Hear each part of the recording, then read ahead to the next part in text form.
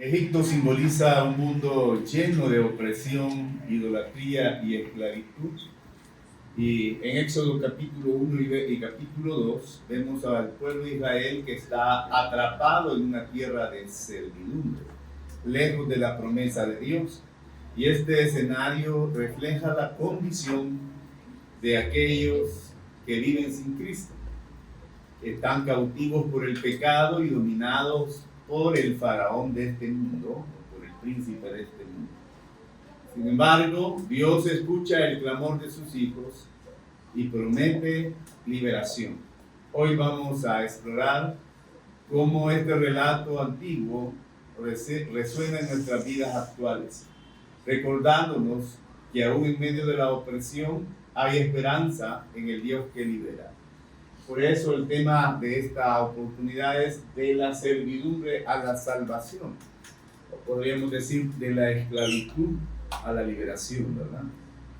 Uno de los primeros aspectos que encontramos es una triste posición, sin amigos, sin fe y sin esperanza. Sin amigos, ¿verdad? La muerte de José simboliza la pérdida de la comunión con el Salvador. Israel quedó sin un intercesor en Egipto, como cuando el cristiano se aparta de Cristo. Y hay una frase que es bíblica que dice: el brazo de la carne les falló, ¿verdad? En el segundo libro de Crónicas, capítulo 32, verso 8, dice: con él está el brazo de carne, mas con nosotros está Jehová nuestro Dios para ayudarnos y pelear nuestras batallas. Y el pueblo tuvo confianza en las palabras de Ezequías, rey de Judá. Es cuando nos apoyamos en lo terrenal o cuando nos apoyamos en lo humano y no nos apoyamos en el Señor, ¿verdad? A eso se refiere esta porción. Con Él está el brazo de carne, más con nosotros está Jehová nuestro Dios. En otras palabras, debemos apoyarnos en Dios y no en las demás personas. Amén. Amén, hermano. Amén. En la otra porción que está en Éxodo capítulo 3, verso 15, dice la palabra del Señor. Además dijo a Moisés: así dirás a los hijos de Israel: Jehová, el Dios de vuestros padres, el Dios de Abraham, Dios de Isaac, Dios de Jacob, me ha enviado a vosotros. Este es mi nombre para siempre. Con él se me recordará por todos los siglos. Amén. ¿Quién lo ha enviado? El Señor, ¿verdad? Y él está diciendo: este es mi nombre para siempre. El Dios de Abraham, de Isaac y de Jacob es el mismo que está ahora y que está disponible para nosotros también. Pero muchas veces nos apartamos de Dios o negamos a Dios, así como lo hizo Pedro. Pedro negó a Jesús por un tiempo, quedó solo y lleno de culpa. Cuando nos apartamos del Señor, experimentamos soledad y experimentamos culpabilidad. Y dice Lucas capítulo 22, entonces vuelto el Señor, miró a Pedro y Pedro se acordó de las palabras del Señor que le había dicho: antes que el gallo cante, me negarás 3 veces. Y Pedro, saliendo fuera, lloró amargamente. ¿Cuántas veces cantó el gallo? No, Pedro lo negó 3 veces antes que el gallo cantara. Un joven, una persona, un adulto que abandona la iglesia por buscar amistades mundanas, lo que va a descubrir es el vacío de esas relaciones. Lo que va a descubrir es la soledad, lo que va a descubrir es ese vacío. Porque apartados de Dios, nada podemos hacer. Amén, hermanos. Y esta frase nos resume este punto: sin amigos, ni dirección, el alma vaga, sin salvación. Los verdaderos amigos son aquellos que nos impulsan a buscar de Dios.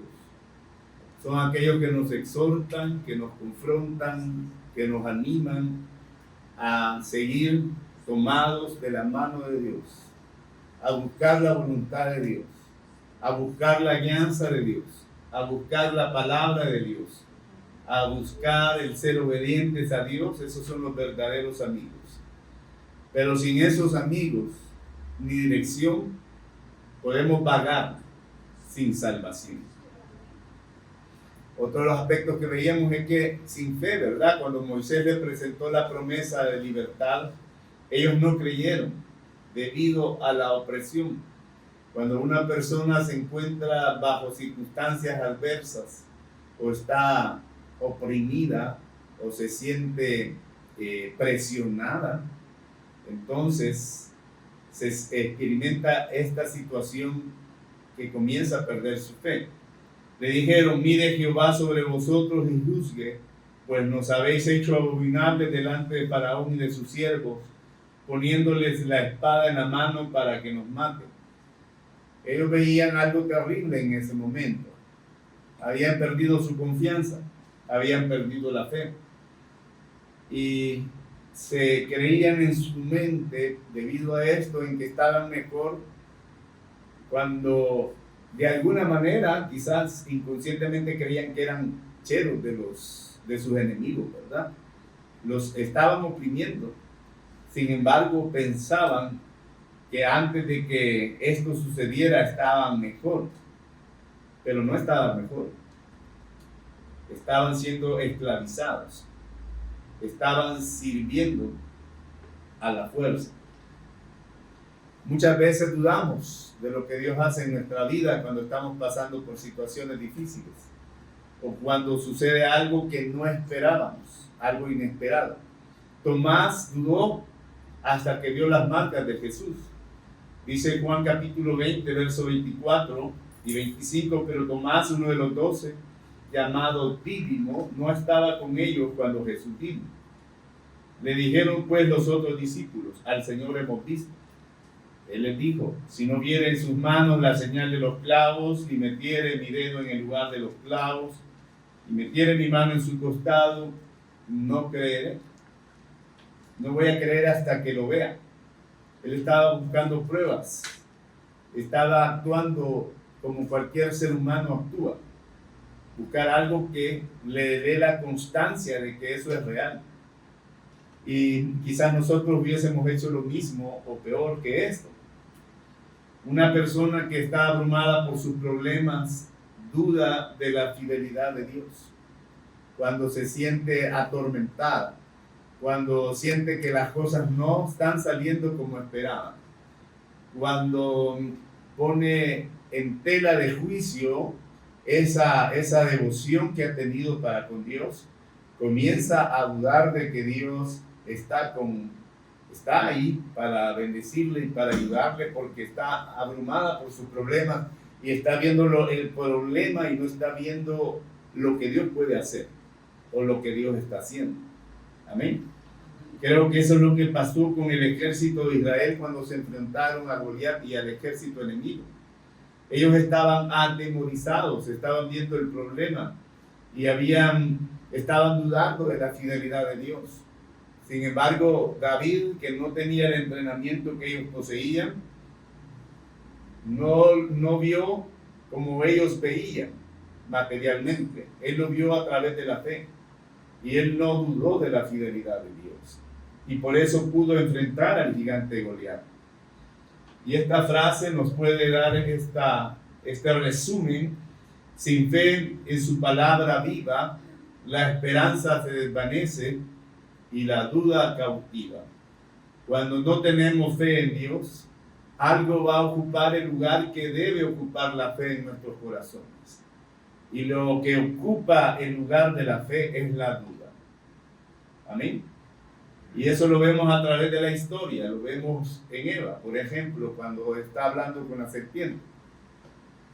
Dudó de las palabras que habían sido dadas por Dios a su esposo. Y Adán también dudó, porque su fe fue sustituida por la duda. Y ese es el cuidado que tenemos que tener. Por eso la Biblia dice, temo que como la serpiente con su astucia engañó a Eva, vuestros sentidos sean apartados de la sincera fidelidad a Cristo. Amén. Entonces tenemos que tener ese cuidado, que nuestra fe no sea sustituida por la duda o por la desconfianza. Sin esperanza, ¿verdad? También habla este punto. La congoja del espíritu les impedía escuchar el mensaje de Moisés. De esta manera, dice la palabra en Éxodo 6:9, habló Moisés a los hijos de Israel, pero ellos no escuchaban a Moisés a causa de la congoja del espíritu y de la dura servidumbre. Amén. Estaban acongojados. ¿Alguna vez has estado acongojado? O quizás una palabra más salvadoreña es atolondrado, ajolotado, o cualquier otra palabra que usted quiera usar. Pero es cuando no está en su sano juicio, tranquilo, confiando en Dios. Cuando esto sucede, entonces no podemos escuchar lo que Dios está hablando, ¿verdad? Estamos escuchando diversas voces, diversas situaciones que están a nuestro alrededor y que el enemigo está utilizando para atacarnos. El salmista clamó en el Salmo 42:5, ¿por qué te abates, oh alma mía, y te turbas dentro de mí?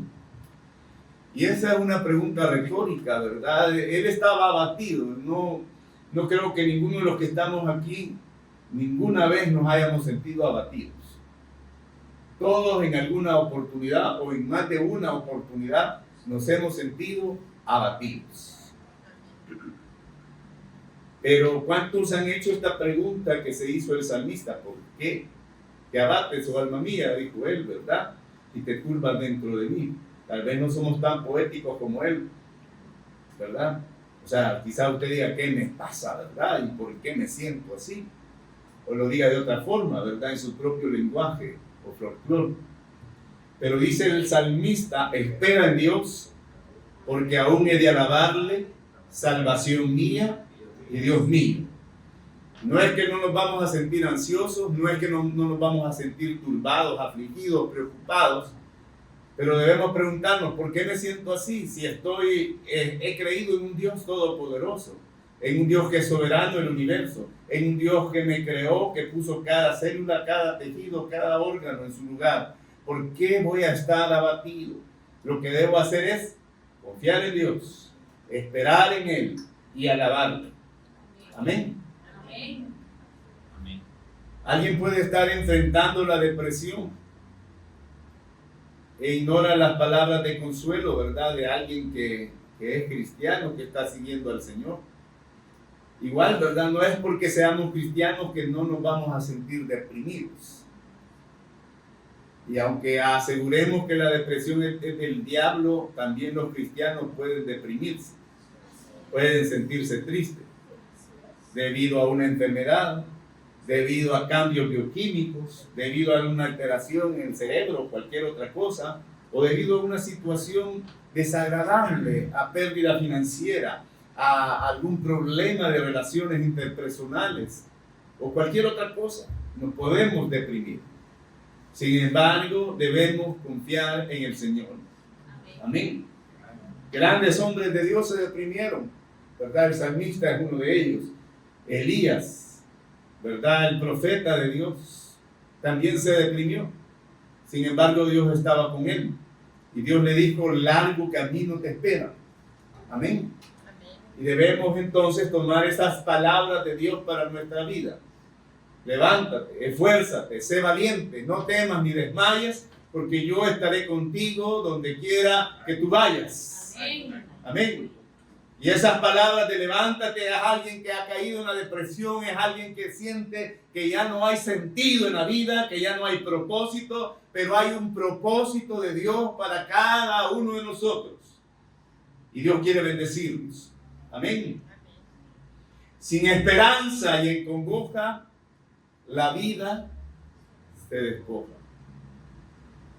Cuando usted está sin esperanza y está acongojado, está siendo despojado de su vida, ¿verdad? En términos humanos podríamos decir está perdiendo calidad de vida, ¿verdad? Pero en Dios podemos fortalecernos, podemos encontrar esa esperanza para cada uno de nosotros. El segundo punto que encontramos es un amargo servicio, esclavos de un opresor. Estaban sirviendo a un enemigo, trabajaban para Faraón y estaban fortaleciendo al opresor, ¿verdad? Porque el trabajo que ellos estaban dando lo fortalecía más. Ya sea que ellos se dieran cuenta o no, pero estaban fortaleciendo al que los estaba oprimiendo. Dice Éxodo 1:11, entonces pusieron sobre ellos comisarios de tributos que los molestaban con sus cargas y edificaron para Faraón las ciudades de almacenaje, Pitón y Ramesés. Así es el pecado. Nos esclaviza para destruirnos. Usted cuando se aparta o cuando alguien se aparta de Dios se convierte en siervo del pecado. Está sirviendo a su opresor sin darse cuenta. Está fortaleciendo al opresor. Y lo que el opresor quiere es destruirlo. Jesús dijo, yo he venido para que tengan vida y para que tengan en abundancia. Pero antes decía, el ladrón no vino sino para hurtar, matar y destruir. Amén. Eso es lo que ofrece el pecado. Y posiblemente para ustedes el escuchar este nombre de una serie sea pecado, ¿verdad? Pero lo voy a mencionar, el juego del calamar. El juego del calamar enfatiza esta área donde el pecado atrae, pero lo que quiere es destruir. Porque las personas son atraídas, ¿por qué se atraen para participar en este juego? Por el dinero, por ambición, por superarse supuestamente, por salir de la situación en que están. Pero el juego lo que quiere es matarlos, ¿verdad? Y eso es lo que hace el pecado, nos atrae, pero nos quiere destruir. Amén, hermanos. El hijo pródigo fue esclavo de sus propios deseos y terminó cuidando cerdos. En lo más bajo, ¿verdad? Allí en el estiércol de los cerdos estaba revolcándose y tratando de quitarles la comida. Eso es lo que hace el pecado en la vida de las personas. Dice Lucas 15:15, y fue y se arrimó a uno de los ciudadanos de aquella tierra, el cual le envió a su hacienda para que apacentase cerdos, cuidar a los cerdos. Una persona atrapada en el materialismo, sacrificando su tiempo y su salud por bienes temporales, es lo que simboliza también el hijo pródigo. Personas que están esclavizadas, y no solamente por pecados que se ven así, ¿verdad?, a la luz, que son pecados. Es cuando todo aquello nos está apartando de ese tiempo con Dios, de la comunión con Dios. Como un hermano, ¿verdad?, que era muy devoto al Señor y dijo, voy a comprar un carrito para andar de taxi, ¿verdad? Y luego pues le comenzó a salir muchos clientes. A la hora que él tenía destinado a ir a la iglesia, le salió un cliente. Entonces alguien le dijo, hermano, ya días no lo vemos en la iglesia. Es que viera que estoy siendo bien bendecido, que a la hora que voy para el culto me sale cliente. Así que ya no puedo llegar. ¿Era bendición? ¿O qué era, verdad? O sea, usted pueda responderme. Porque si hay algo que me está atrapando y me está alejando de Dios, entonces ya no es bendición. Amén. Porque me está alejando del propósito de Dios. Por eso esta frase, servir al enemigo, es vivir en peligro continuo. Nos acostumbramos tanto que ya lo sentimos algo normal, ¿verdad? Normalizamos el pecado, ¿verdad? Así como se normaliza la violencia, se normaliza el pecado. Es algo que ya no lo vemos algo grotesco, es algo normal, todo el mundo lo hace, ¿verdad? Ya si usted no participa de eso, usted es el raro, ¿verdad? Entonces, y eso es lo que nos va a llevar es a un peligro continuo, porque nos vamos acostumbrando y acostumbrando a estar sirviendo al pecado, que no nos damos cuenta que estamos siendo oprimidos y estamos en un peligro continuo. Sirvieron con rigor, ¿verdad? Eran presionados a trabajar, y lo peor es que sin recompensa. Eso, algunos le llaman, ¿cómo le llaman a eso? ¿De qué le llaman? Cuando las personas son manipuladas, ¿verdad? Y eso es lo que hace el pecado en nuestra vida. Nos obliga a que le sirvamos y al final no obtenemos la recompensa. Por eso hay un dicho que dice que el diablo paga mal a quien bien le sirve. Dice Éxodo 5:13, y los cuadrilleros los apremiaban diciendo: acabad vuestra obra, la tarea de cada día en su día, como cuando se os daba paja. Ahora ni paja le daban. Ya no necesitaban eso. Sí lo necesitaban, ¿verdad? El material. Los israelitas en Egipto son símbolo del pecado que exige sin dar. Un adicto, por ejemplo, a cualquier cosa, cualquiera de las adicciones que usted se imagine, pese a sus esfuerzos, no puede liberarse de eso. Un alcohólico dice: yo cuando quiera dejar de tomar, dejo de tomar, y porque no lo deja. Porque no puede. Es esclavo. Cuando quiera dejar las drogas, dejaré las drogas. No las puede dejar porque se ha esclavizado. El único que lo puede liberar es el Señor. Amén, hermanos. Y esta frase nos recuerda este punto: el pecado exige con rigor, pero nunca da amor. Aplíquelo en cualquier área de su vida.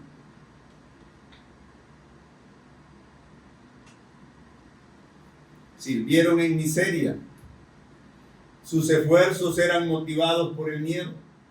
Éxodo 1:11 dice: entonces pusieron sobre ellos comisarios de tributos, que es el que habíamos leído, que los molestaran, ¿verdad?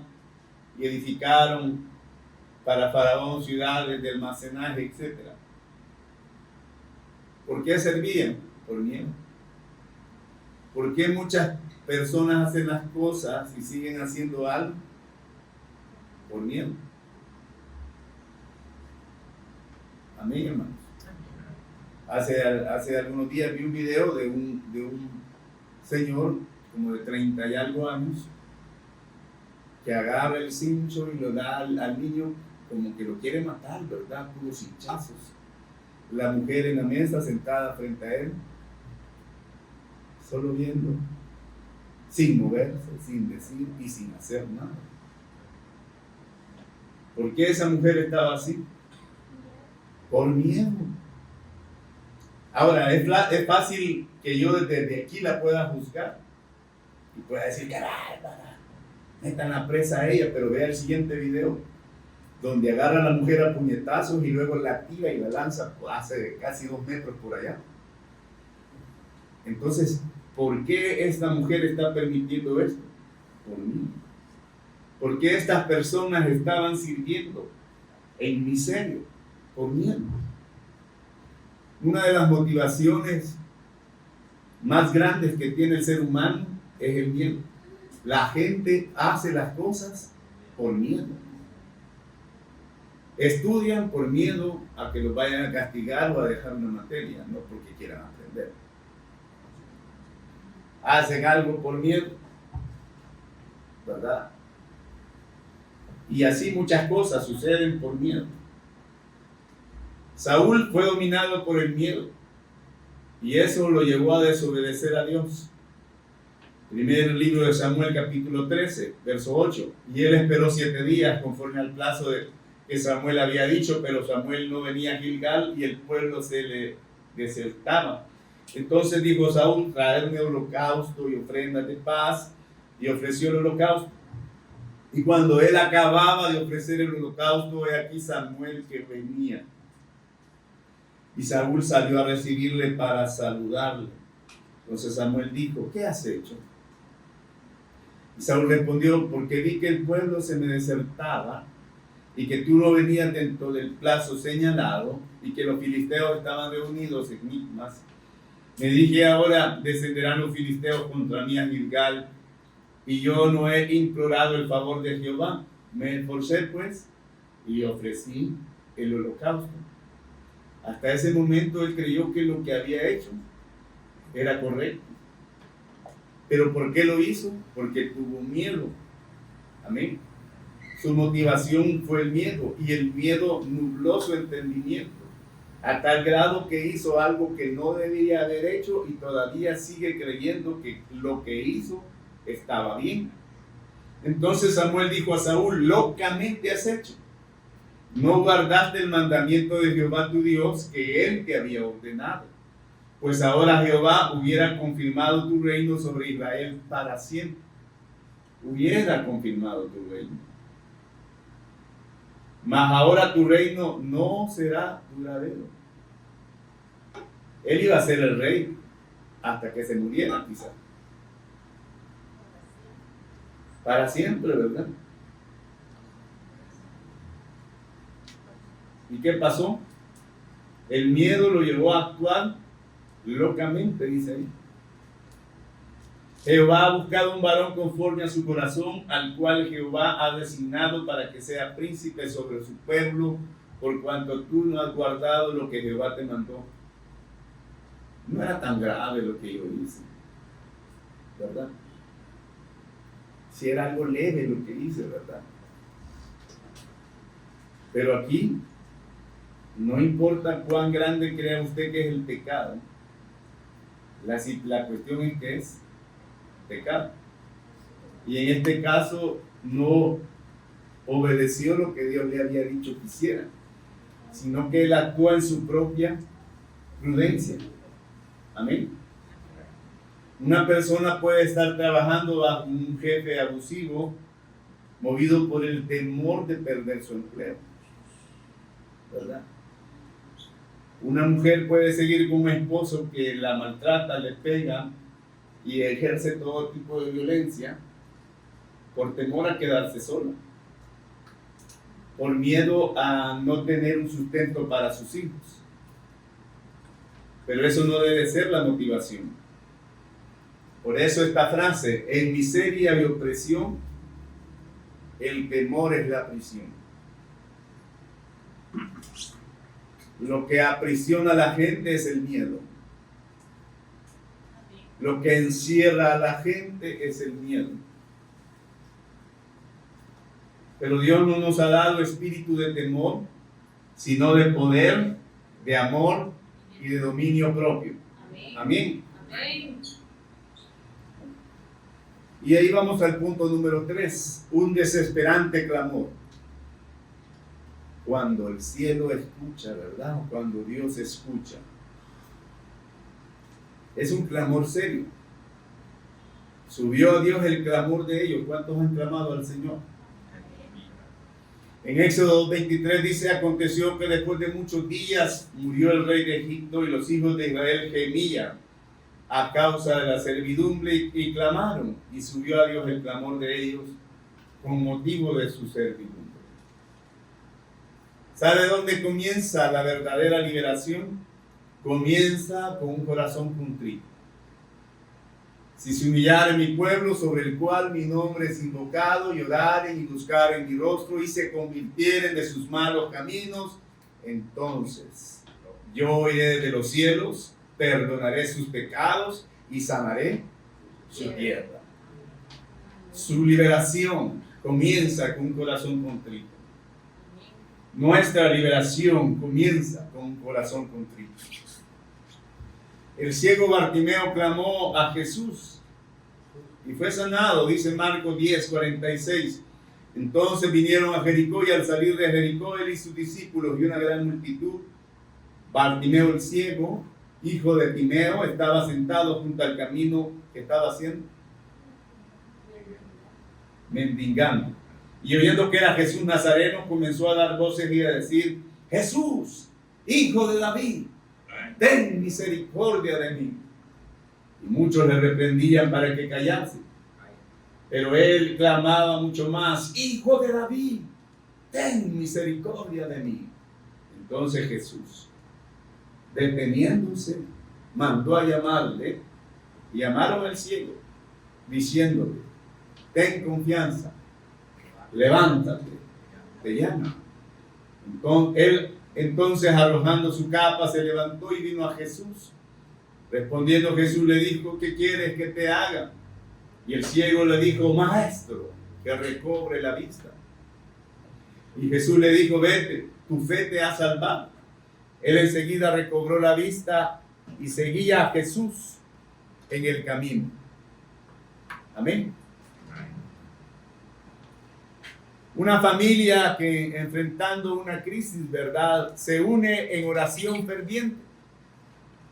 Se une en oración a Dios cuando están enfrentando una crisis, y dice: bueno, vamos a unirnos a orar juntos como familia para enfrentar esta situación. Porque nosotros no podemos hacer nada, no tenemos la capacidad para resolver esta situación, para resolver este problema, para enfrentar esta crisis.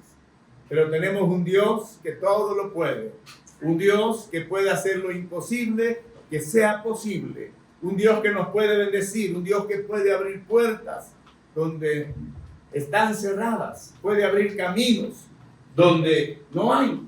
Amén. Por eso esta frase: cuando el clamor es sincero, el cielo responde certero. Cuando usted y yo oramos con sinceridad a Dios, clamamos con sinceridad a Dios, Dios va a responder. Ya que está la paz, Dios responderá. Amén, hermanos. Un clamor que ha sido oído. Dios escuchó su gemido y recordó su pacto. En Éxodo 2:24 dice: y oyó Dios el gemido de ellos, y se acordó de su pacto con Abraham, Isaac y Jacob. Amén. Dios escuchó. Y el que está a la par, Dios escucha tu clamor. También encontramos a Ana, que oró por un hijo y Dios le concedió a Samuel. En el primer libro de Samuel 1:20, la palabra de Dios dice: aconteció que al cumplirse el tiempo, después de haber concebido a Ana, dio a luz un hijo y le puso por nombre Samuel, diciendo: por cuanto lo pedí a Jehová. Una persona que es enviada a otro lugar para compartir el evangelio y ora por provisión, va a recibir ayuda inesperada de parte de Dios. ¿Cuántos han recibido ayuda inesperada de parte de Dios? Amén. ¿Verdad? Cuando usted está pasando por una necesidad, cualquiera que sea, Dios envía esa ayuda. El clamor que Dios oye, su respuesta siempre incluye, ¿verdad? Siempre va a incluir una respuesta cuando está escuchando algo. Cuando Dios escucha su clamor, siempre traerá una respuesta para eso. Dios no solo oyó, sino que actuó. Dice el verso 25 del capítulo 2: y miró Dios a los hijos de Israel. ¿Y qué hizo Dios? Los reconoció. Y el que está a la par, Dios te reconoce. Ahora no sé si cuando usted escucha eso, que Dios lo reconoce, se siente afligido o se siente con gozo, ¿verdad? Bendecido. Qué bueno que Dios me reconozca. Amén. Dios nos reconoce. Amén, hermanos. El pueblo de Nínive clamó y Dios los perdonó. Jonás 3:10 dice, y vio Dios lo que hicieron, que se convirtieron de su mal camino y se arrepintió del mal que había que había dicho que les haría. Y no lo hizo, lo perdonó. Cuando clamamos al Señor, Dios nos perdona. Dios es fiel y justo para perdonarnos y limpiarnos de toda maldad. Y antes dice, el que confiesa sus pecados, Dios es fiel y justo para perdonarnos. Amén. Cuando nos unimos a orar por un avivamiento, vamos a ver una comunidad transformada. Y eso es lo que sucedió en Inglaterra, ¿verdad?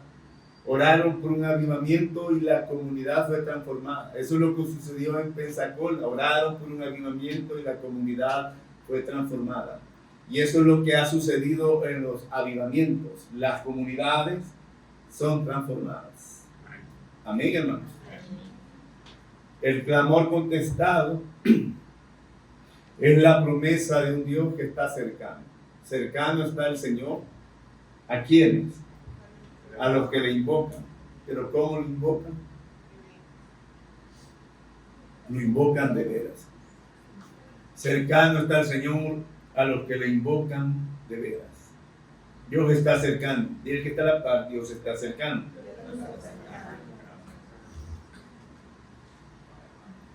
¿Qué podemos concluir? Primero nos preguntamos, ¿estamos viviendo como Israel en Egipto, atrapados por la esclavitud del pecado? ¿Qué es lo que podemos hacer? Clamar a Dios con sinceridad. Él va a escuchar y va a responder a ese clamor. Y por último, comprometámonos. Reconozcamos que solo en Cristo hay verdadera libertad y propósito. Amén. Dios que está cerca, reconozcamos que solo en Cristo hay verdadera libertad y propósito. Amén. Que podamos aplicar de esta palabra. Identifiquemos a nuestros opresores. Amén. Reconozca aquello que lo está esclavizando espiritualmente. Amén, hermanos. ¿Qué es lo que nos esclaviza? Cualquier cosa. ¿Verdad? Lo que esclaviza a Pedrito puede ser diferente a lo que esclaviza a Chepito. ¿Qué es lo que lo está esclavizando a usted? Espiritualmente. Segundo, oremos con fervor. Llevemos nuestras cargas a Dios en oración sincera. Amén. En tercer lugar, vivamos en libertad. Aceptemos la salvación que Cristo ofrece. Y vivamos como un hijo que ha sido redimido por Dios. Amén, hermanos. Ya no vivamos como esclavos. Vivamos como hijos. Vivamos como que estamos en la casa del Padre.